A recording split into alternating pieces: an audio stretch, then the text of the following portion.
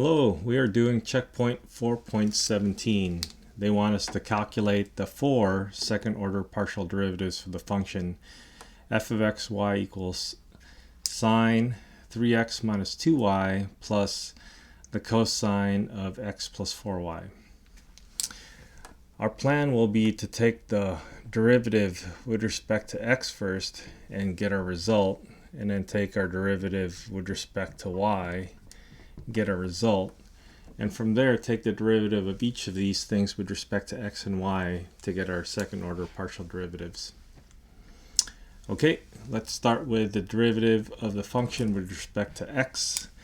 The derivative of sine is a cosine of the same angle, 3x minus 2y, times the derivative of the inside with respect to x, so that's just going to give us a 3. The next is the cosine. The derivative of cosine is negative sine of that same angle. And then take the derivative of the angle with respect to x, which is just going to give us 1. Okay. Now from here, let's take the derivative of this with respect to x and with respect to y.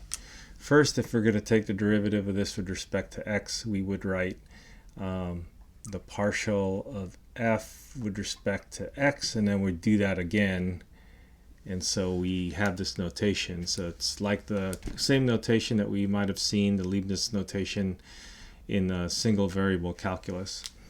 We can also write f sub xx for a shorter notation, and let's take the derivative of this.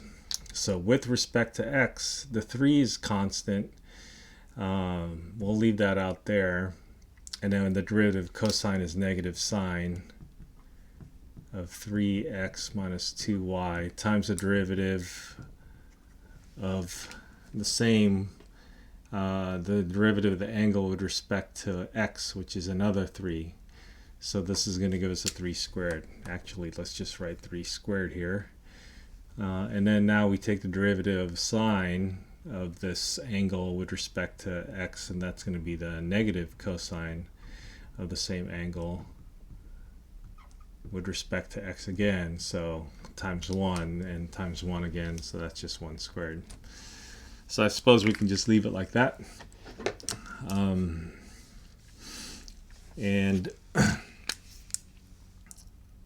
then we can just say, we can just rewrite this negative 9 or whatever. We'll leave it like that. Now let's take the derivative of your function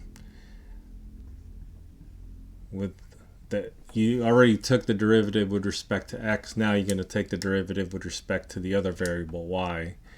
So this will be squared and then dy. And notice the order of this thing. When you're reading Leibniz notation with partial derivatives, you're going to go from right to left. So first with respect to x and then with respect to y. It seems more intuitive when you write this in the subscript notation because you just go in order from left to right. But Leibniz notation is kind of going backwards. Fortunately, we have a theorem that says that if you're dealing with a nice function, which is about 99% of the time, that this is going to be equal to the other mixed partial that we'll compute down here. But it is important to acknowledge that the order of how we do our second order partial derivatives, or higher order for that matter. And for this, we look at our dx function and take the derivative of that with respect to y. So with respect to y, we're going to have the derivative of cosine is negative sine of the same angle, 3x minus 2y. And then we have a 3 there, but then now we're going to multiply times the derivative of the inside with respect to y. This time it's negative 2. So we have to multiply that by negative 2. And then the derivative of sine is positive cosine, but we have a negative outside. So that's negative cosine of x plus 4y. And then this time we take the derivative of the inside with respect to y. And that gives us a 4. So this one I'd like to just rewrite over again to make sure, because we're going to compare it with a mixed partial down below here. We have a negative 6 and negative, so that's positive 6 sine 3x minus 2y, and then we have a 4, negative 4 cosine x plus 4y. Okay, so towards the end, when we get our second order mixed partial, we'll compare. Okay, now let's go back to the original function, and this time we'll take the derivative with respect to y. So the derivative of sine of something is the cosine of that same angle, 3x minus 2y, but this time we're going to take the derivative of the inside with respect to y, so we'll have a negative 2. And the derivative of cosine is negative sine, so we have negative sine of that angle. And then we're taking the derivative with respect to y, so that gives us a 4 on the outside. Okay. Now let's take the derivative of this. Let's do it with respect to x first. Again, we have the second order partial derivative. First we took the derivative with respect to y, and then now we're going to take the derivative with respect to x. And so this is our notation. Notice how it's different from the one before. The subscript notation, first with respect to y and then with respect to x, looks like this. And again, the difference between the two second order mixed partial derivatives.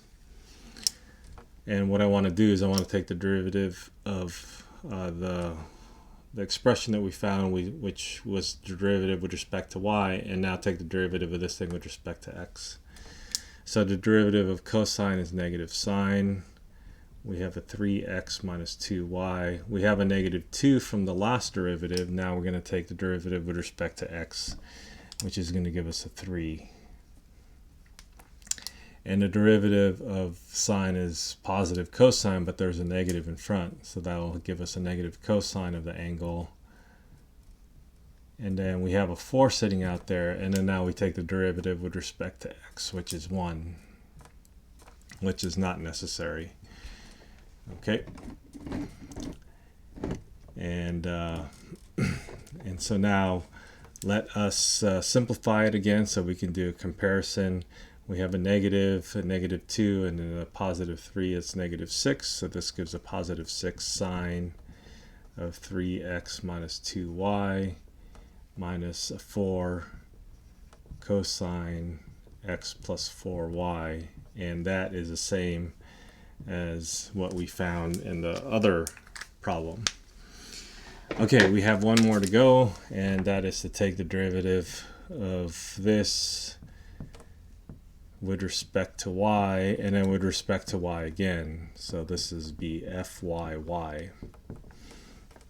And that derivative will be taking the derivative of this with respect to y. This would be cosine. The derivative of cosine is negative sine of 3x minus 2y. We have a negative 2, but then we take the derivative with respect to y again, and that'll give us negative 2 again. So that's going to give us a positive 4. And then the derivative of this thing with respect to y, the derivative of sine is cosine x plus 4y. And then we took the derivative with respect to y, which gave us 4. And then we'll take the derivative with respect to y again, which is going to be 4 squared. And we could simplify that, but I really just wanted to simplify these ones because I wanted to do a comparison. But then the others are not necessarily equal, so I think that would be good. Okay, I hope that helps.